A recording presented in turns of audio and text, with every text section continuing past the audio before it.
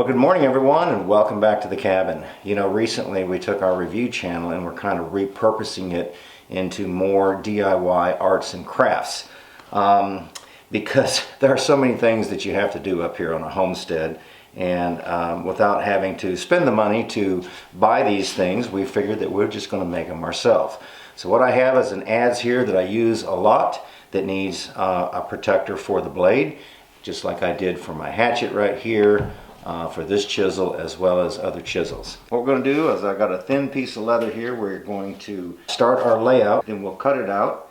We'll put some dividers in there, or spacers basically, and then we'll get busy sewing it up. So the first thing that we have to do is we have to lay it out on this thinner piece of leather. So I think to best fit this blade, what I'm going to do is I'm going to draw it out here, and then I'm going to pull this over. We're probably going to make it about, let's say about 2 inches maybe, and we'll fold this over. I will make a seam this way and then a seam up this way, and I'm going to make a tab that will come over and it will button. Since this blade is angled, I can't just make a straight protector because if it was to come up here, it's just going to be too wide up here. So I think folding it over, cutting it to match will be a whole lot better. So I think what I'll do is I'll take and I'll measure up.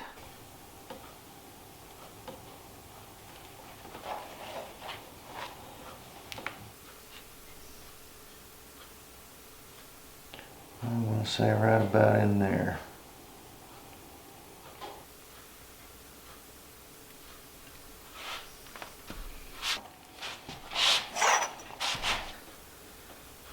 Okay, so what I've done here is I've left myself about 3/8 of an inch all the way around, and then I decided to come up about 2 inches, and I need this little extra flap right here because what I'm going to do is I'm going to fold that over and snap it. So what we're going to do is we're going to go ahead and cut this out.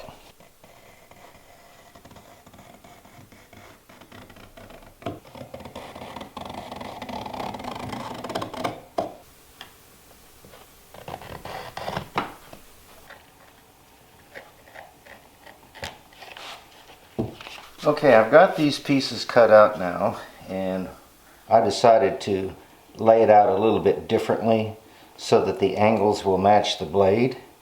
And then what we're going to do is we're going to sew this up top right here all the way around, and then I left enough to fold over and snap. So what we need to do now is we need to take our bigger leather and cut out some 1/4 inch pieces to go around this.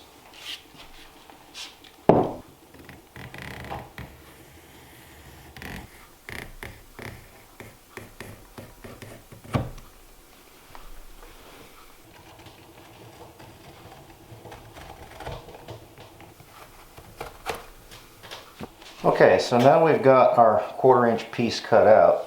What we're going to do is cut these to fit over here on this side. Okay, there's one.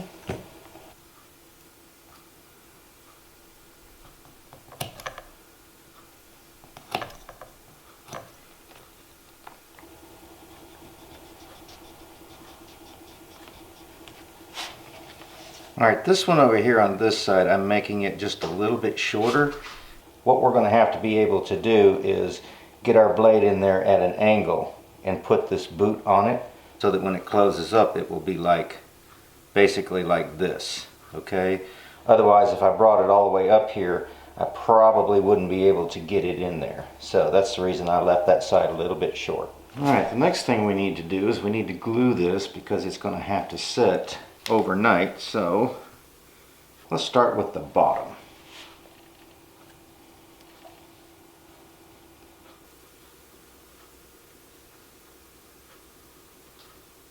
Just anything to spread this glue out will work.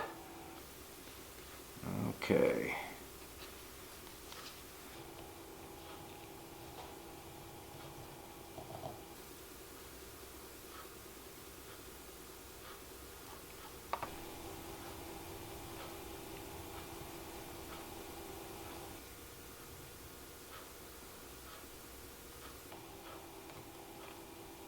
Just like that.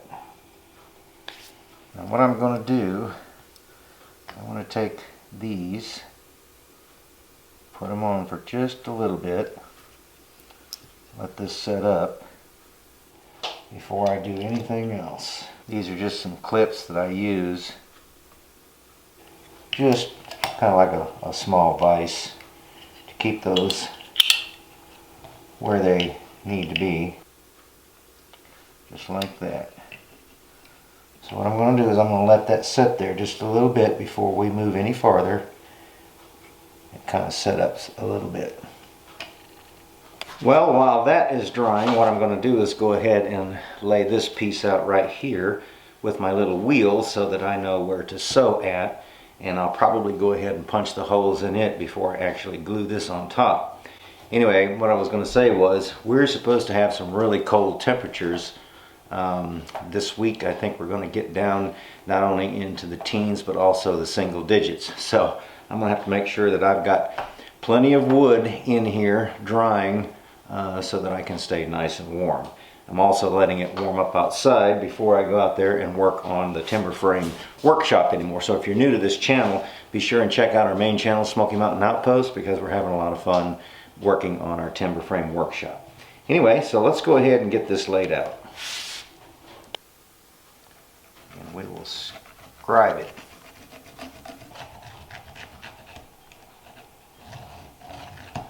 Okay.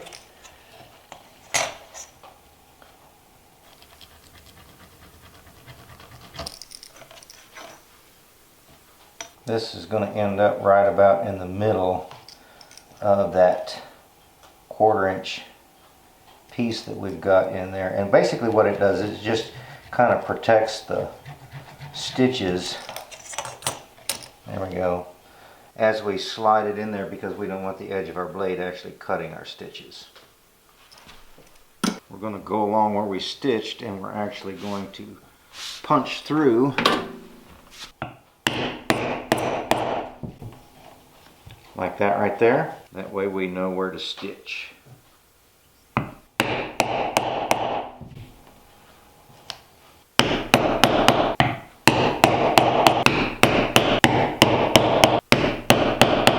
Yeah, that should work out. Alright, now that this has had a little bit of time to dry, or set up basically, we'll take that off and we're going to add this piece to it.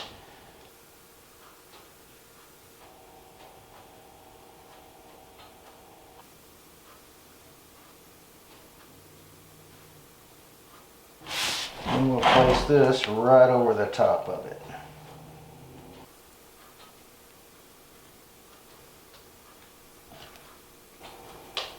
Okay, then what we're going to do, place these back on there and let them dry.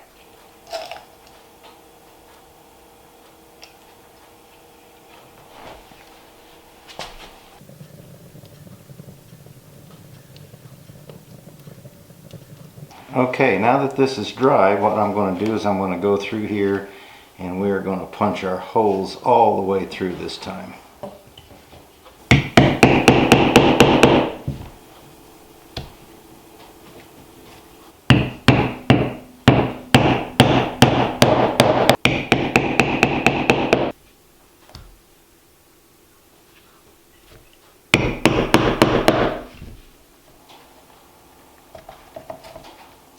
Now I'm taking the awl, I'm kind of opening these holes up somewhat.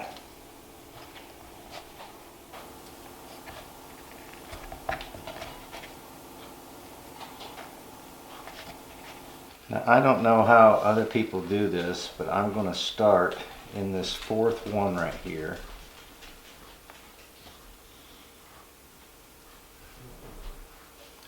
And what I'll do is I will sew backwards to lock this stitch in there.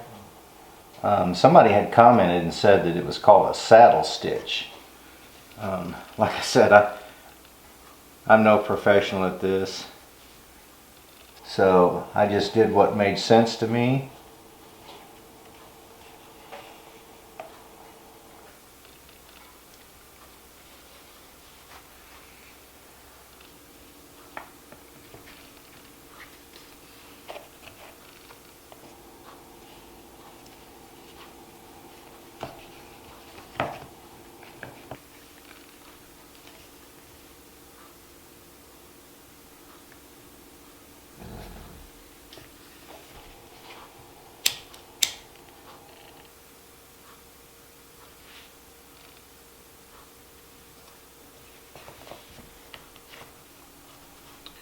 Doesn't look too bad, does it? I'm going to try to mark it.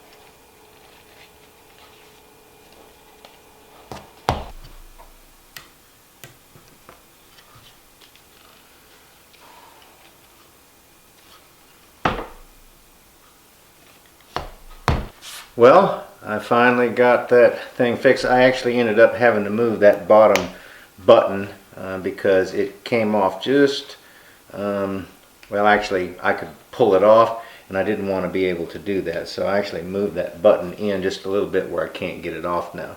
But anyway, you know, it's very simple, it's crude, it's not decorated or anything, but it's functional, and that's what I'm looking for. I'm looking for a way to protect my tools, the edge, in order to keep them sharp, because if you have a sharp tool, then you can actually do good work. If you don't, then that's when you take a chance on getting hurt because you have to force things.